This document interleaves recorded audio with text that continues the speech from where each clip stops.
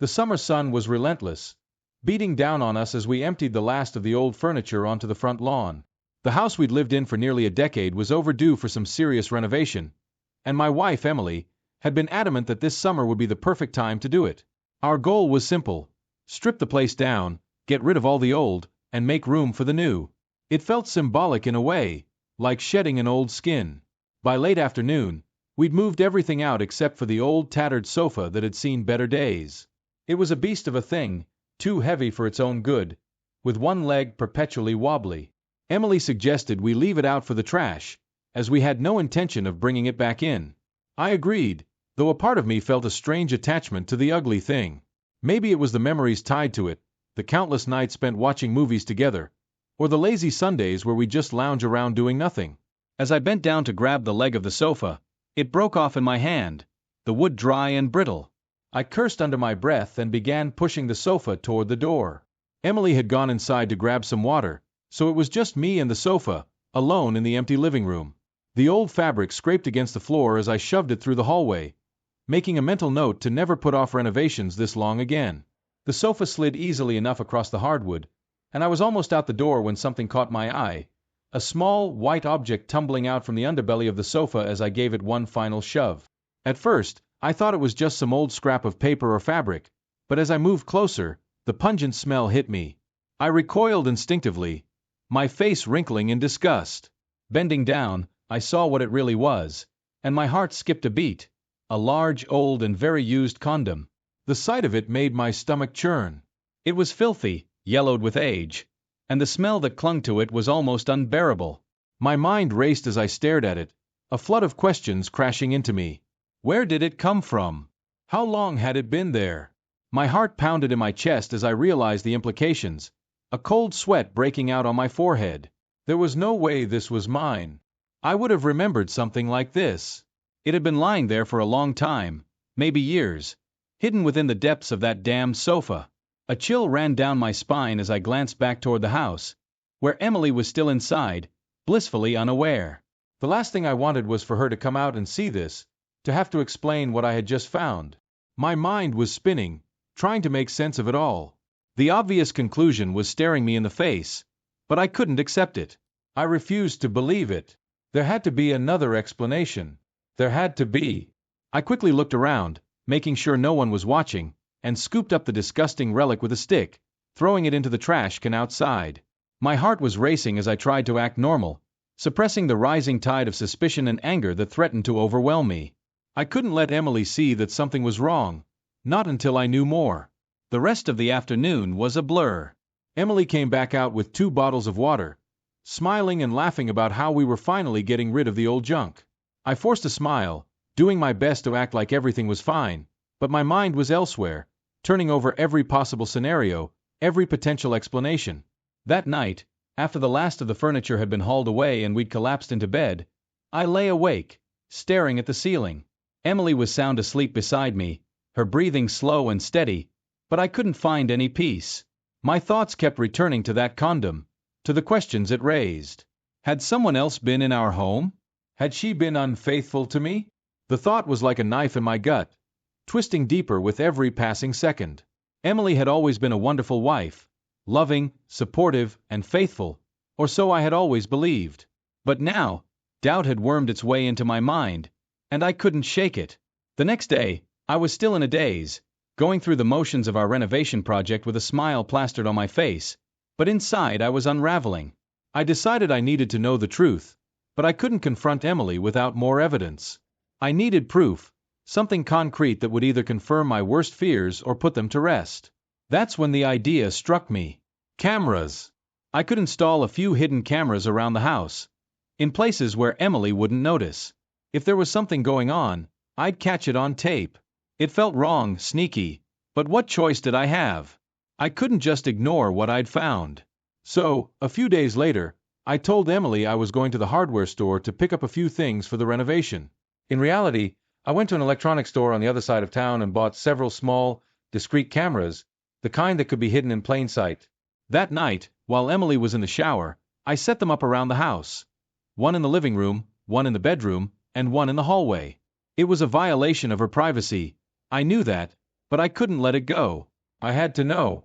The first few days were uneventful. I checked the footage every night after Emily had gone to bed, fast-forwarding through hours of empty rooms and mundane activities. Nothing seemed out of the ordinary. Emily was her usual self, laughing, smiling, going about her day as if nothing had changed. But for me, everything had changed. The doubt was eating away at me, gnawing at the edges of my sanity. A week passed, and I was starting to think that maybe I was wrong, that maybe the condom had some innocent explanation, that maybe I was being paranoid. But then, one night, as I was reviewing the footage, something caught my eye. It was late, around midnight, and Emily was in the living room. I watched as she sat on the sofa, her phone in her hand, scrolling through something. Then, she made a call. I couldn't hear what she was saying, but her expression was serious, almost anxious. She ended the call after a few minutes and sat there, staring at the screen, lost in thought. My heart began to race as I fast-forwarded through the footage, searching for any sign of what might be going on. Then, around 4 hours later, there was a knock at the door. Emily jumped up, her face lighting up with a smile as she rushed to answer it. A man stepped into the house, tall, dark-skinned, and muscular. He had a confident air about him, the kind of man who knew he could get what he wanted. Emily led him into the living room, and they sat on the sofa, talking in low voices. Then, without warning, they were all over each other. I felt like I was going to be sick as I watched them. My hands were shaking, my breath coming in ragged gasps. I couldn't believe what I was seeing. It was as if my worst nightmare had come true. My wife, the woman I had loved and trusted for so many years, was cheating on me right there in our own home. The camera caught everything, the way she touched him, the way he kissed her, the way they undressed each other without hesitation. It was brutal, raw, and utterly soul-crushing. I couldn't tear my eyes away from the screen, even though every second felt like another knife in my heart. Suddenly, I heard a noise behind me. I turned around and saw Emily standing in the doorway, her face pale, her eyes wide with horror as she realized what I was watching. I had no words, no thoughts, just a burning rage that exploded out of me as I screamed, "How could you? Why did you do it?" She broke down in tears, sobbing uncontrollably as she tried to explain, but I didn't want to hear it. I didn't care about her excuses, her apologies. The betrayal was too deep, too painful. That night, I left. I couldn't stay in that house, couldn't be near her. I went to my parents' place and told them everything. I told them I was done, that I was going to divorce her, that I never wanted to see her again. Emily called me dozens of times, but I ignored every single one. I couldn't face her, not after what I'd seen. But as the days passed, I realized that walking away wouldn't be as easy as I thought. There were still so many unanswered questions, so much unresolved anger. I knew that this was just the beginning of a long, painful journey. But one thing was clear, I wasn't going to let her get away with it. I was going to make sure she felt every ounce of the pain she had caused me. The days following my discovery were a blur of anger, disbelief, and a gut-wrenching sadness that gnawed at me like a persistent ache. I had moved in with my parents, taking refuge in the familiar comfort of my childhood home. But no matter how hard I tried to distance myself from what had happened, the images of Emily with that man were burned into my mind, playing on an endless loop whenever I closed my eyes. My parents, bless them, were supportive but worried. They could see the toll it was taking on me, the way I had retreated into myself, barely eating, barely speaking. My father, a stoic man of few words, would simply sit with me in silence, his presence a small comfort in the midst of my turmoil. My mother, on the other hand, was more vocal, gently urging me to talk about what had happened, to let out the pain I was keeping bottled up inside. But I couldn't talk about it. Not yet. I wasn't ready to face the full extent of my emotions, and so I kept it all inside, letting it fester like a wound that refused to heal. I spent hours replaying the footage in my mind, analyzing every detail, every gesture, every expression on Emily's face. I wanted to understand why she had done it, what had driven her to betray me so completely. I knew I needed to confront her, to get answers to the questions that were eating away at me. But I wasn't ready to see her yet. The mere thought of facing her, of hearing her voice, made my blood boil. I needed more time to process everything, to figure out my next move. In the meantime, I decided to dig deeper. I needed to know more about this man, the one who had so effortlessly stolen my wife away from me. Who was he? How long had they been seeing each other? How many times had he been in my home, defiling the sanctity of the life Emily and I had built together? I started by going through her social media accounts, looking for any clues, any signs that she had been unfaithful. Emily wasn't particularly active on social media, but she had a few close friends with whom she regularly interacted. I scrolled through her posts, her photos, her messages, searching for anything that might give me a lead. It didn't take long for me to find something. Buried among the innocuous posts about work, family, and friends was a comment from a man I didn't recognize. His name was Andre, and his profile picture was a blurry image of a man with dark skin, his features obscured by shadows. The comment itself was innocuous enough, just a simple nice pic, but something about it set off alarm bells in my mind. I clicked on his profile, hoping to find more information, but it was set to private. I couldn't see much beyond his name, his profile picture, and a few mutual friends he shared with Emily. I sent a friend request, knowing it was a long shot, but I couldn't just leave it at that. I needed to know more about this man who had somehow wormed his way into my wife's life. As I waited for a response, I continued my search, digging through our shared email accounts, our phone bills, anything that might give me more information. It was tedious, soul-crushing work, but I was driven by a need to know the truth, no matter how painful it might be. That night, as I was about to call it quits, I found something that made my blood run cold. It was an old email, dated nearly a year ago, from a name I didn't recognize, Andre P. The subject line was simple, almost mundane, meeting tomorrow, but the content of the email told a different story. It was brief, just a few lines confirming a meeting place and time, but the familiarity in the tone, the casual way in which they arranged their rendezvous, spoke volumes. This wasn't their first meeting. They had been seeing each other for a long time, perhaps even before I had started to suspect anything. I felt sick to my stomach as the reality of the situation began to sink in. Emily had been lying to me for months, maybe even years. Every kiss, every touch, every whispered word of love was tainted by this betrayal. The life we had built together, the trust we had shared, was nothing but a facade, a fragile illusion that had shattered the moment I found that damned condom. Fueled by a combination of anger and despair, I decided to confront Andre directly. I needed to see the man who had destroyed my marriage, to look him in the eye and make him understand the pain he had caused. I found his number in the email, and without giving it a second thought, I called him. The phone rang once, twice, 3 times before he picked up. His voice was deep, smooth, with a hint of an accent I couldn't place. "Hello." I struggled to find my voice, my mind racing with 1,000 different emotions. "Is this Andre?" There was a pause on the other end, and I could almost hear the gears turning in his head as he tried to place my voice. "Who's asking? Does the name Emily mean anything to you?" Another pause, longer this time. When he spoke again, his tone was cautious, guarded. "Who is this?" "This is her husband." The silence that followed was deafening.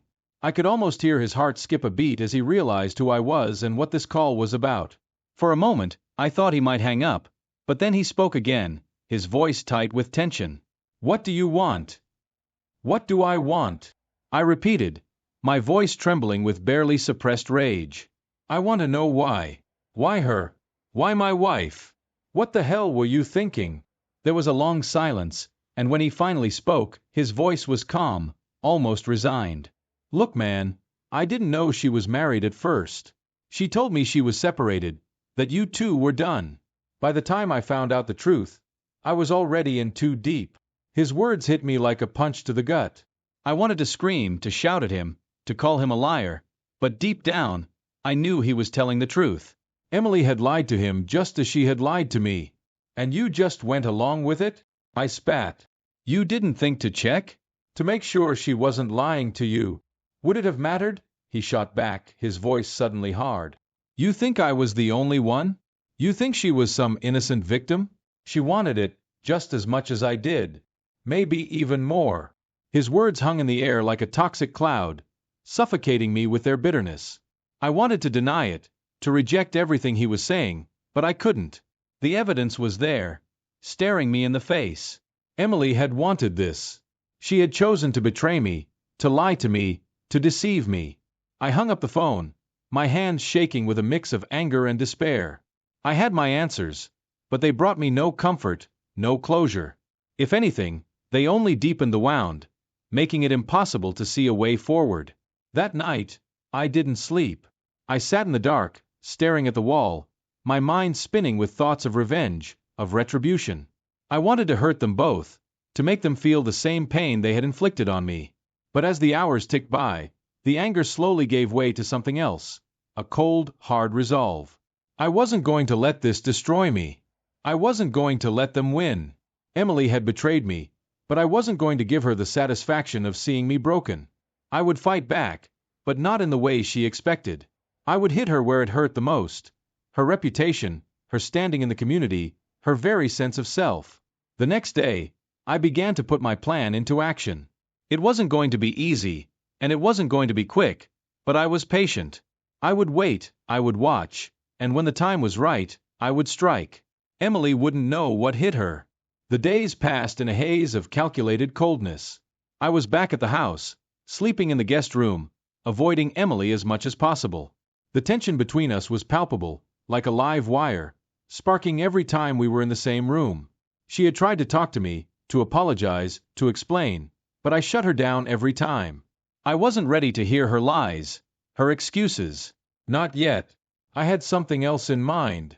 The cameras were still in place, and I reviewed the footage daily, not out of suspicion anymore, but to keep the anger alive, to fuel the fire burning inside me. I needed that rage to stay focused, to stay strong. I couldn't afford to waver, not now, not when I was so close to putting my plan into action. I had spent hours researching Andre, finding out everything I could about him. He wasn't just some random fling. He was a well-known figure in the community, a local gym owner with a reputation for being charismatic and charming. He had friends in high places, connections that could make life difficult for anyone who crossed him. But that didn't deter me. If anything, it made me more determined to take him down. I started small, planting seeds of doubt among his clients, whispering rumors to anyone who would listen. It wasn't hard to find people who were eager to believe the worst, especially when it came to someone as successful as Andre. The rumors spread quickly, like wildfire, and soon enough, I started hearing whispers about his business suffering, clients pulling out, deals falling through. It was a small victory, but it wasn't enough. I wanted more. I wanted him to feel the same despair, the same helplessness I had felt when I discovered his affair with my wife. But the more I tried to ruin him, the more my anger grew. Sabotaging his business wasn't enough. I needed to confront him, to look him in the eye and make him understand the full extent of what he had done. One night, I decided I couldn't wait any longer. I grabbed my phone and dialed his number, my hands trembling with a mix of anticipation and fury. He answered after the first ring, his voice cautious. "It's me," I said, my voice cold and steady. "We need to talk. Face to face." There was a long pause on the other end, and I could almost hear him weighing his options. "Where?" "Your gym. After hours. Tonight." He hesitated for a moment, then agreed, probably thinking he could control the situation, maybe even talk his way out of it. But I wasn't interested in talking. I was interested in making him pay. I arrived at the gym late, the parking lot deserted, the building dark except for a single light near the entrance. I parked a little distance away, watching for any sign of movement, any indication that he wasn't alone. But there was nothing. He was waiting for me, just as I'd planned. As I stepped out of the car, the cool night air did nothing to calm the rage simmering inside me. My footsteps echoed in the empty parking lot as I approached the entrance, my heart pounding in my chest. I pushed open the door and found him standing in the middle of the gym, his arms crossed over his chest, his expression unreadable. "You wanted to talk," he said, his voice low and measured. "Talk?" I echoed, letting out a bitter laugh. "You think this is about talking?" I advanced on him, closing the distance between us until I was right in his face, my fists clenched at my sides. I could see the flicker of uncertainty in his eyes, the brief moment of doubt as he realized this wasn't going to go the way he had expected. "Why the hell did you even go to my wife?" I snarled, my voice shaking with barely contained rage. "What made you think you had the right to touch her? To come into my home, my life, and destroy everything?" He didn't flinch, but I could see the tension in his jaw, the way his muscles tensed as he prepared for whatever was coming next. "I didn't know, okay? I didn't know she was married." "Bullshit!" I spat, shoving him hard in the chest. He stumbled back, his eyes flashing with anger, but he didn't retaliate. You knew damn well what you were doing. You just didn't care. You didn't give a damn about me, about our marriage, about anything except your own selfish desires. I didn't know, he insisted, his voice rising. I didn't know until it was too late. By then I was in too deep. She told me you were separated, that you were done. Too deep, I repeated, my voice dripping with venom. You think that excuses what you did? You think that makes it okay? No, he admitted, his voice dropping to a whisper. No, it doesn't. But what do you want from me? An apology? Fine. I'm sorry. I'm sorry for everything. But you need to understand, it wasn't just me. She. Don't you dare try to blame this on her, I interrupted, my voice dangerously low. Don't you dare try to make this her fault. You made a choice. You could have walked away. You could have done the right thing. But you didn't. You chose to go after another man's wife. You chose to ruin my life. He opened his mouth to say something, but I didn't give him the chance. I grabbed him by the collar and slammed him against the wall, my face inches from his. You don't get to play the victim here. You don't get to pretend like you didn't know exactly what you were doing. He struggled against my grip, but I held him in place, my eyes locked on his. I could see the fear in his eyes now, the realization that this wasn't going to end well for him. What do you want? He asked, his voice barely above a whisper. I want you to suffer, I replied, my voice cold and emotionless. I want you to feel every ounce of the pain you've caused me. I want you to know what it feels like to have everything you care about ripped away from you. He stared at me, his eyes wide with fear and confusion. Please, he whispered. I didn't mean for any of this to happen. I didn't want to hurt anyone. Too late, I said, my voice laced with bitterness. It's too late for apologies. Too late for regrets. You made your bed. Now you're going to lie in it. I let go of his collar and stepped back, watching as he slumped against the wall, his breathing ragged. He looked like a broken man, his confident facade shattered, his arrogance stripped away. Stay away from her, I said, my voice low and dangerous.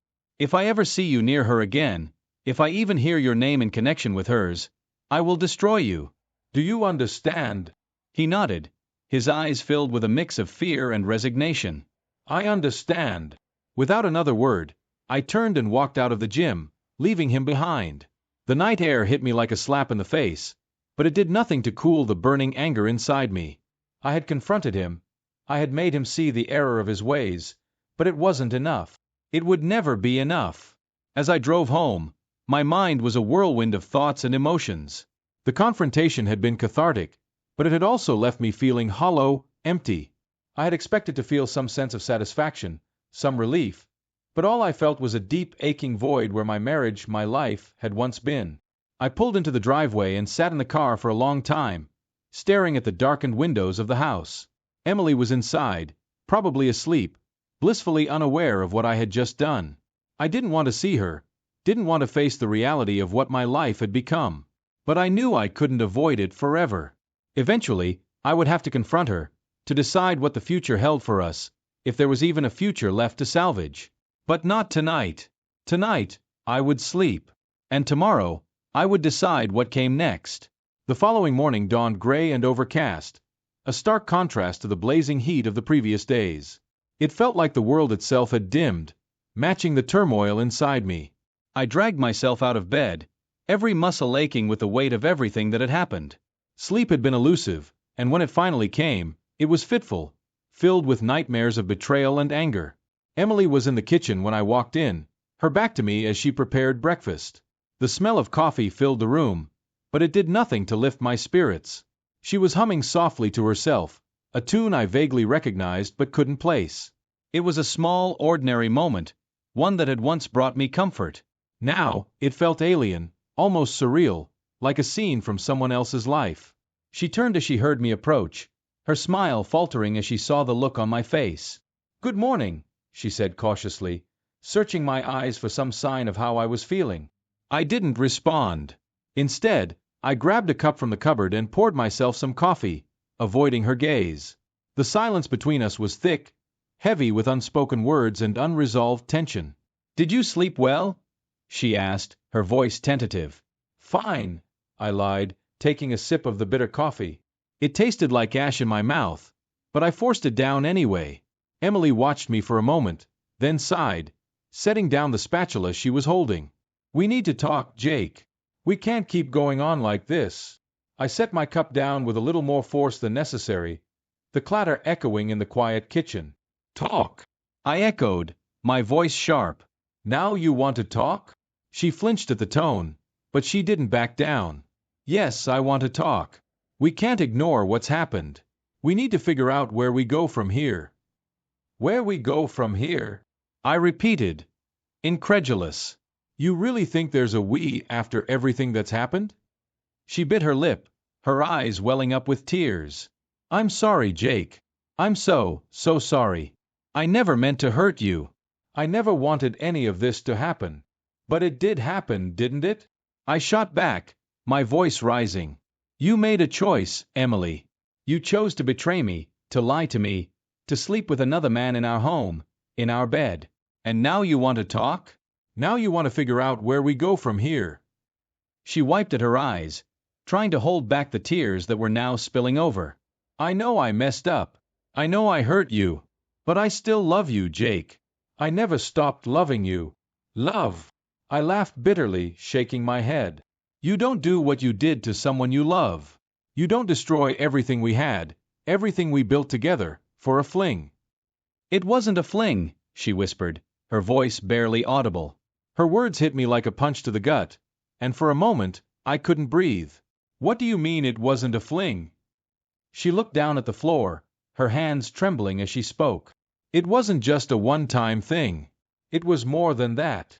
I felt like the ground was crumbling beneath my feet, the last remnants of my world shattering around me. "How long?"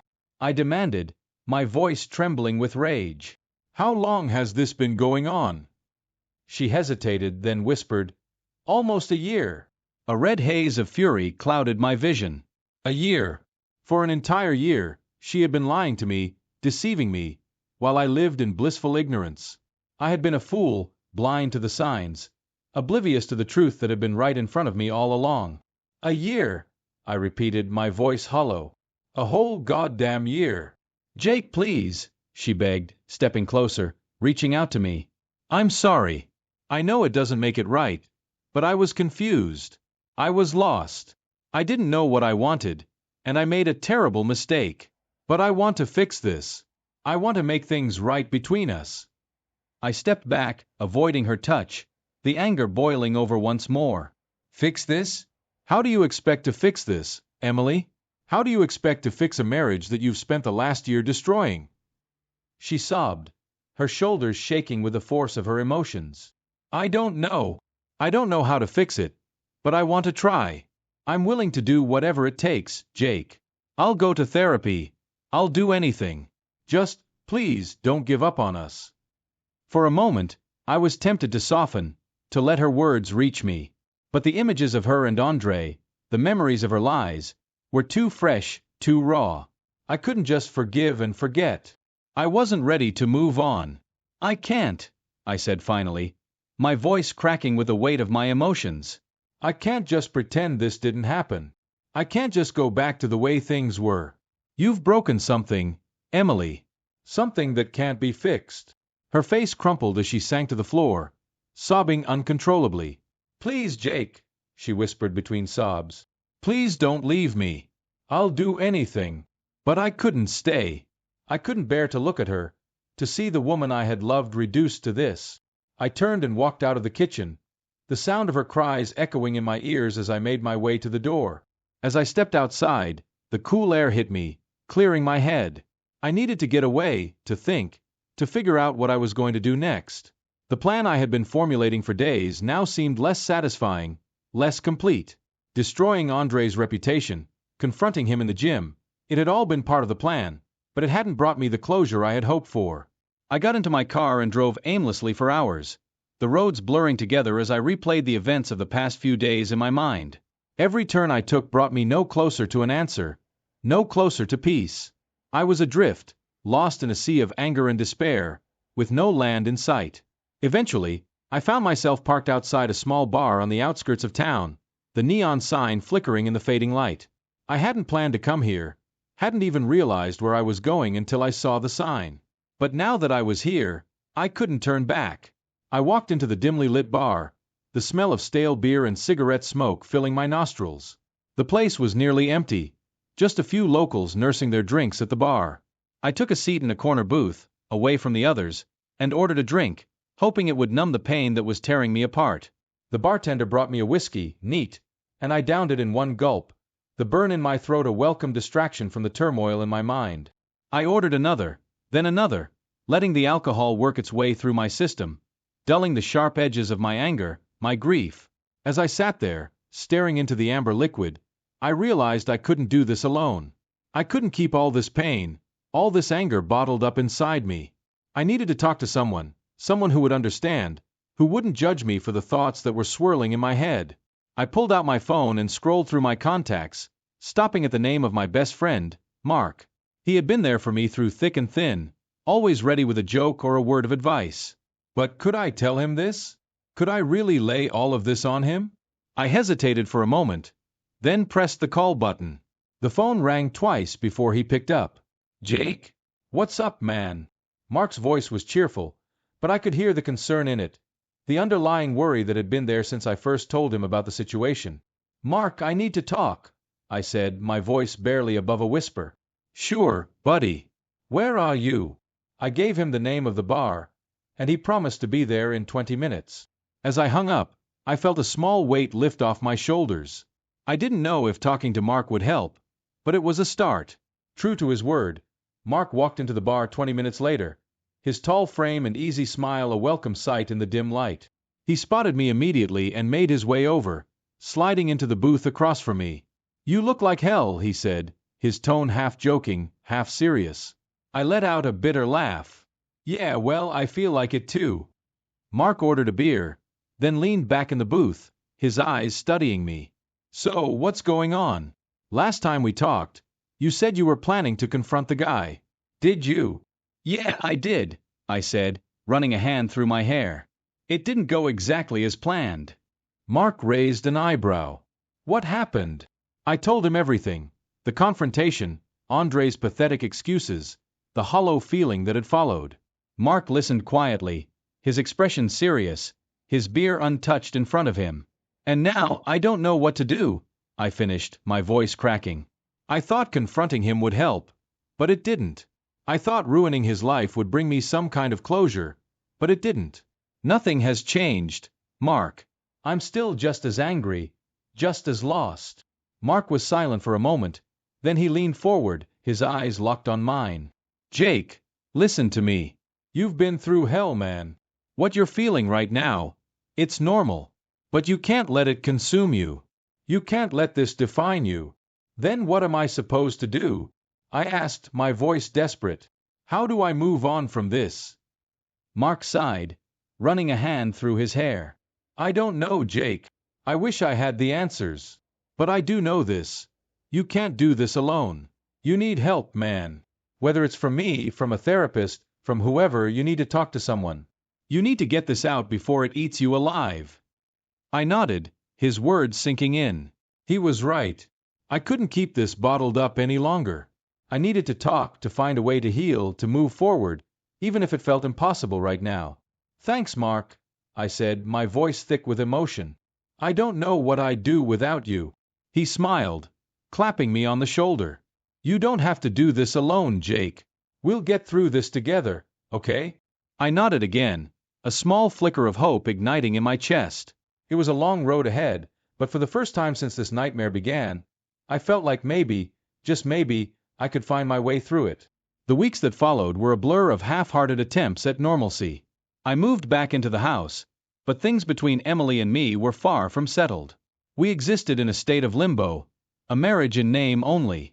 Our conversations were brief and stilted, and most days, we barely spoke at all. The once warm and loving atmosphere of our home had been replaced by a cold, oppressive silence. I had taken Mark's advice and started seeing a therapist. At first, I was skeptical, reluctant to open up to a stranger about the most painful parts of my life. But as the sessions went on, I found myself talking more and more, spilling out the anger, the betrayal, the confusion that had been festering inside me for so long. My therapist, a calm, soft-spoken woman named Dr. Reed, listened without judgment, guiding me through the tangled mess of my emotions. Still, no matter how much I talked, how much I tried to work through my feelings, the anger remained. It was a constant presence, lurking just beneath the surface, ready to explode at any moment. I knew I couldn't keep living like this, but I didn't know how to let it go.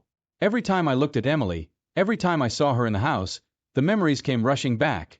The images of her with Andre, the lies she had told, the betrayal that had shattered our lives. One evening, after yet another silent dinner, I decided I couldn't stay in the house any longer. The walls felt like they were closing in on me, suffocating me with the weight of everything that had happened. I needed to get out, to clear my head, to escape the oppressive silence that had taken over our home. I grabbed my keys and left without a word, the sound of the door closing behind me echoing in the empty hallway. I didn't have a destination in mind, just a desperate need to get away. I drove aimlessly for what felt like hours, the city lights blurring together as I tried to outrun the thoughts that plagued me. Eventually, I found myself in an unfamiliar part of town, the streets narrow and winding, the buildings old and crumbling.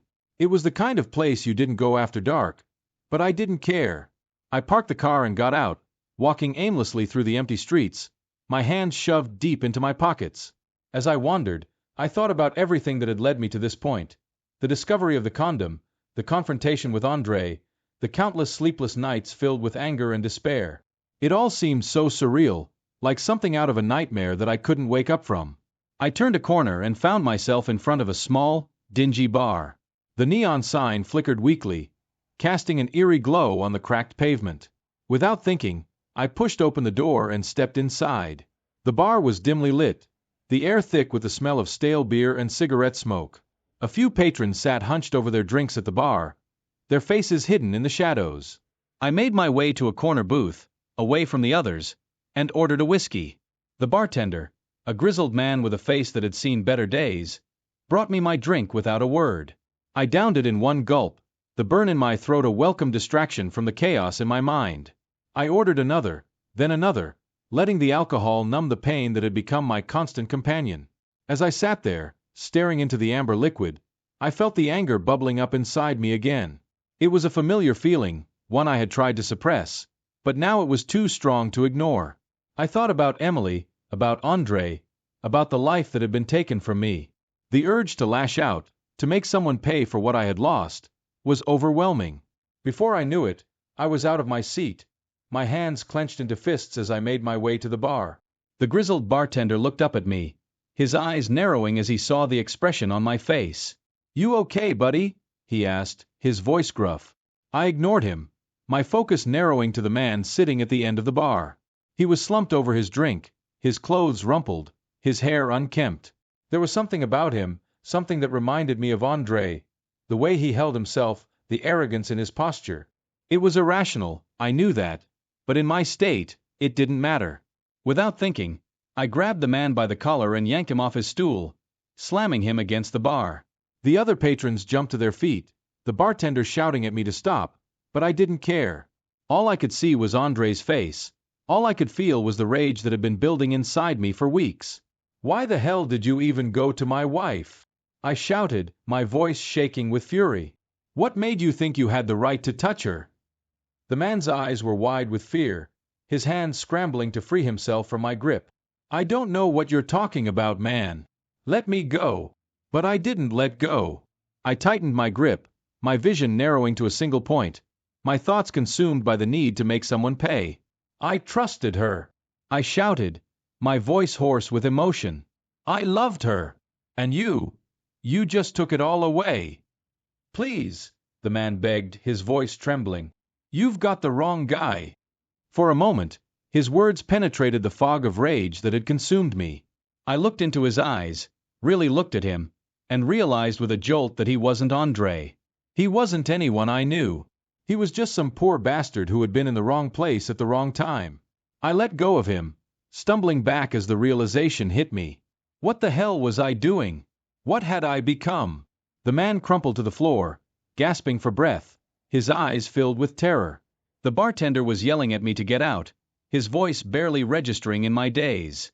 I turned and ran out of the bar, the cold night air hitting me like a slap in the face. I stumbled down the street, my heart pounding, my thoughts racing. I had crossed a line.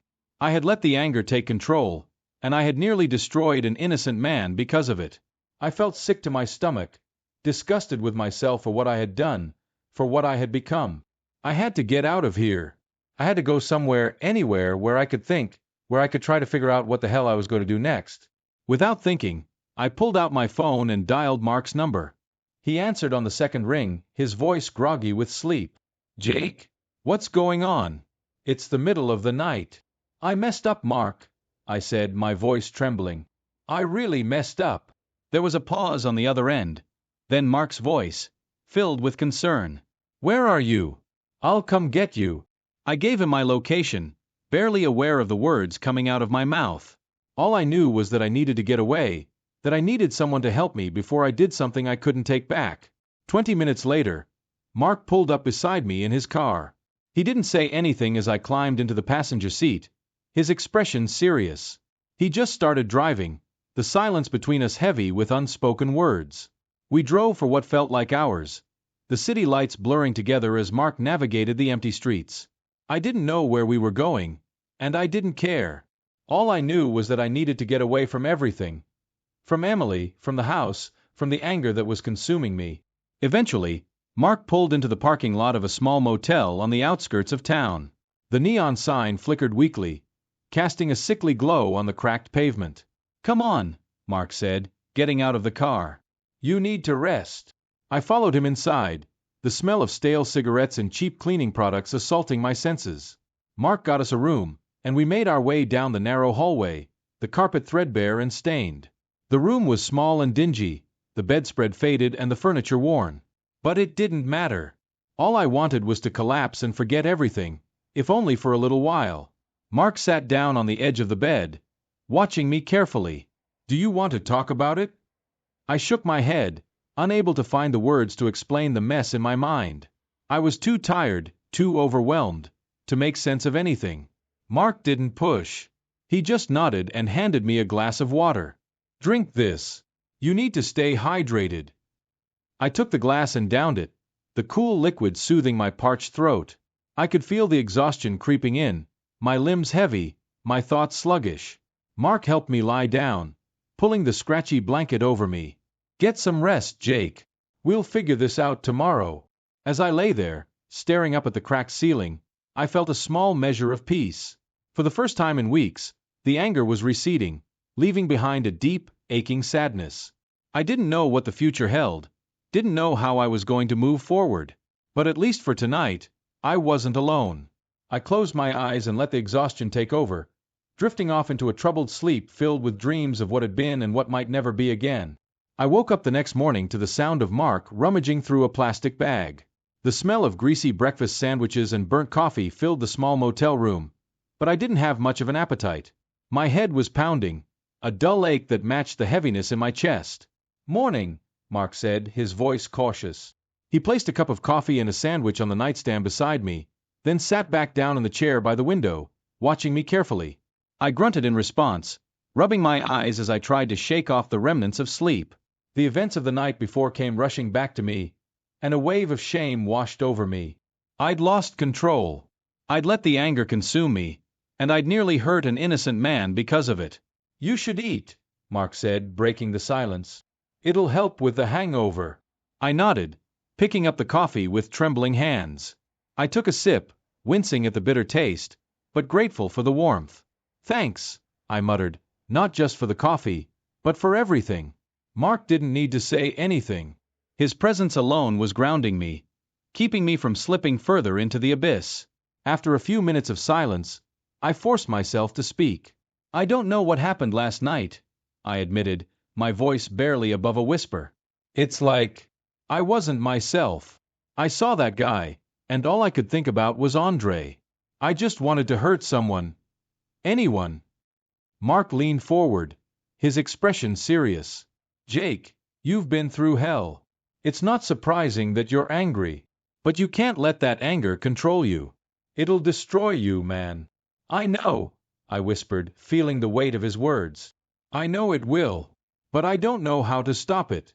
Every time I look at Emily, every time I think about what she did, it's like a switch flips inside me, and all I can see is red.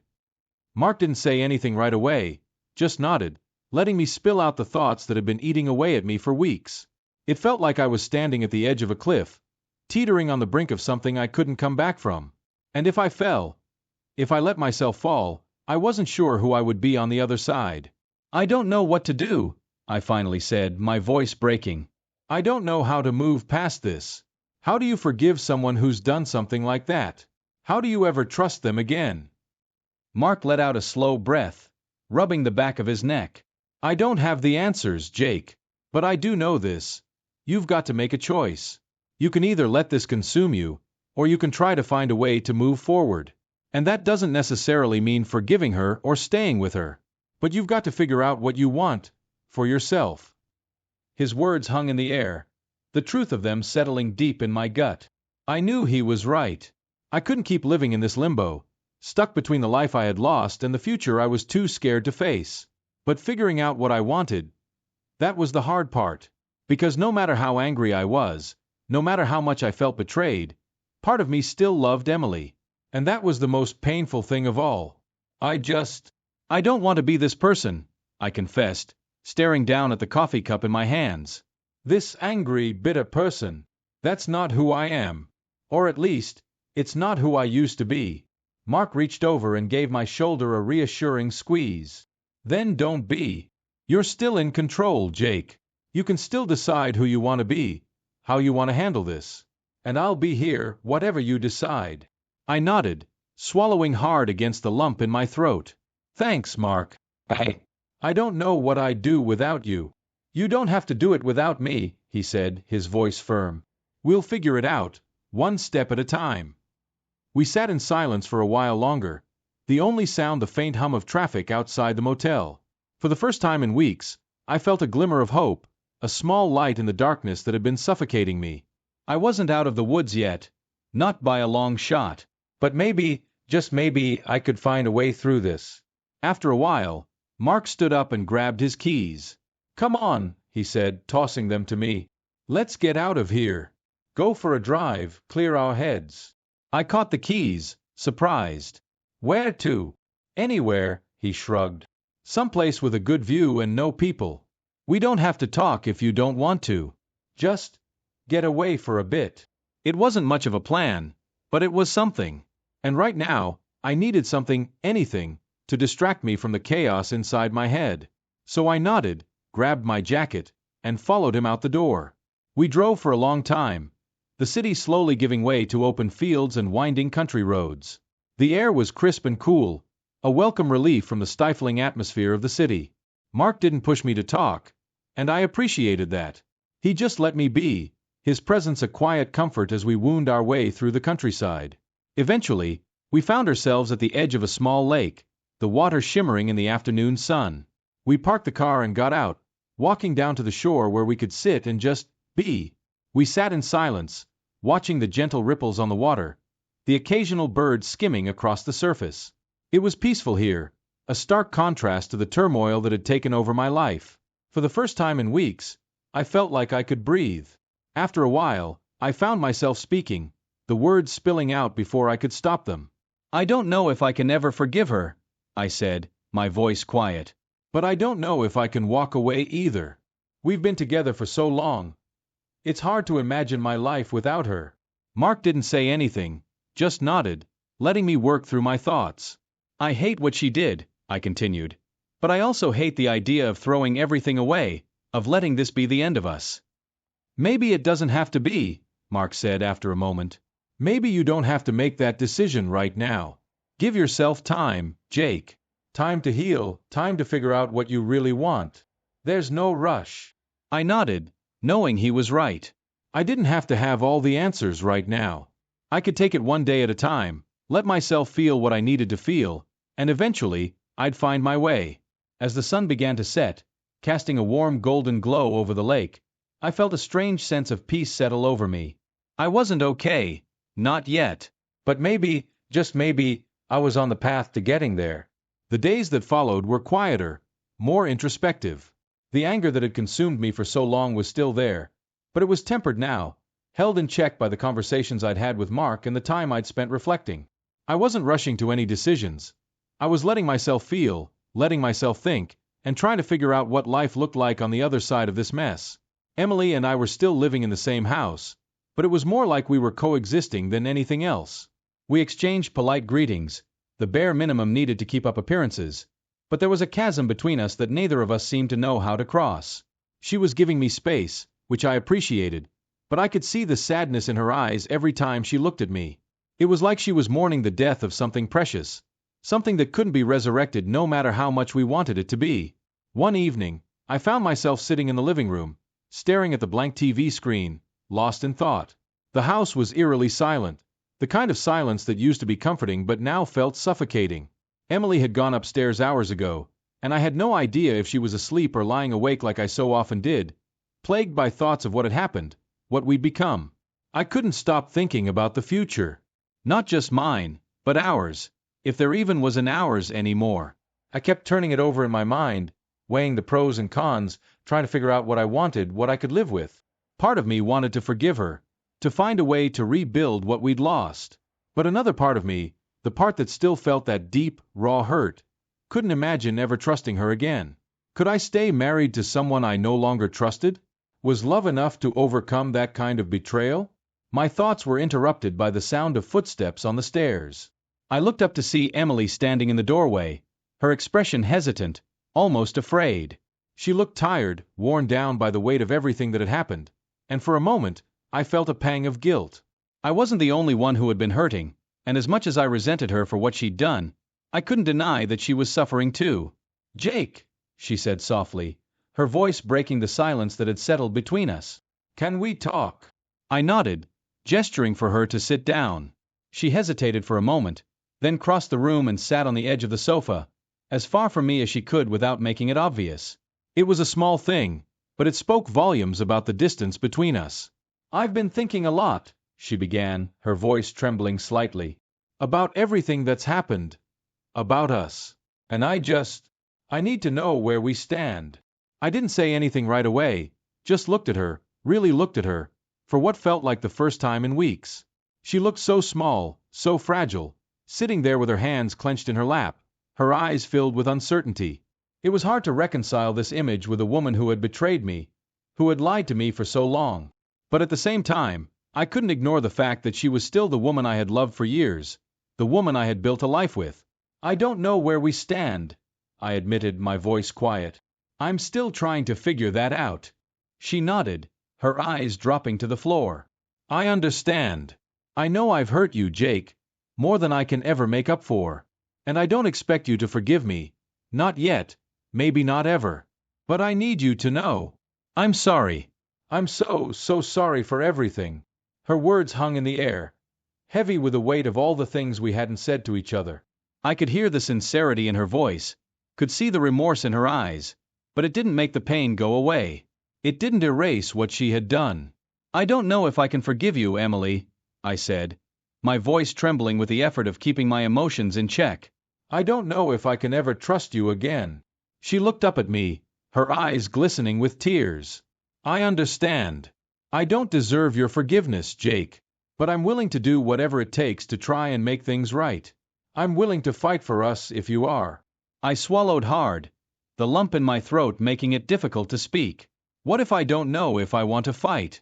What if I don't know if I can? Her face crumpled, and she wiped at her eyes, trying to hold back the tears that were now streaming down her cheeks. Then I'll have to accept that. But I can't give up, Jake. I can't just walk away without trying." The room fell into a heavy silence, the only sound the soft ticking of the clock on the wall. I could feel the weight of her words, the desperation in her voice, but I didn't know what to say. I didn't know how to respond to the woman who had once been my everything, but who had now become the source of my deepest pain. Finally I spoke, my voice barely more than a whisper. "I don't want to make any promises I can't keep, Emily. I don't want to say I'm willing to fight for this when I don't even know if I can. But I'm not ready to give up either. Not yet." She looked up at me, a flicker of hope in her eyes. "So, What does that mean? It means, I said slowly, choosing my words carefully, that we take it one day at a time. No expectations, no promises. Just see where it goes.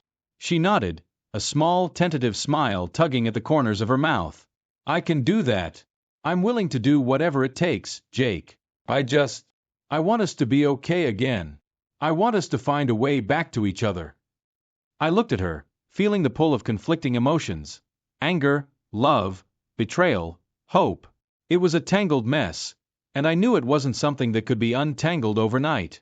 But for the first time, I felt a small sliver of possibility, a chance that maybe, just maybe, we could find a way through this. Let's just take it slow, I said finally, my voice soft. No pressure, no rushing. We'll see how we feel day by day. She nodded again, her smile growing a little stronger, a little more real. Thank you, Jake. That's all I can ask for. We sat there in silence for a while, the tension between us easing just a little. It wasn't much, but it was a start. And after everything we'd been through, a start was more than I could have hoped for. As the night wore on, we eventually went to bed, still in separate rooms, still keeping our distance. But for the first time in what felt like forever, I didn't fall asleep with a heart full of anger and despair. Instead, there was a tiny spark of hope, a fragile, flickering light that maybe, just maybe, we could find our way back to each other. The path ahead was still uncertain, still filled with pain and doubt. But at least now, it was a path we were willing to try and walk together.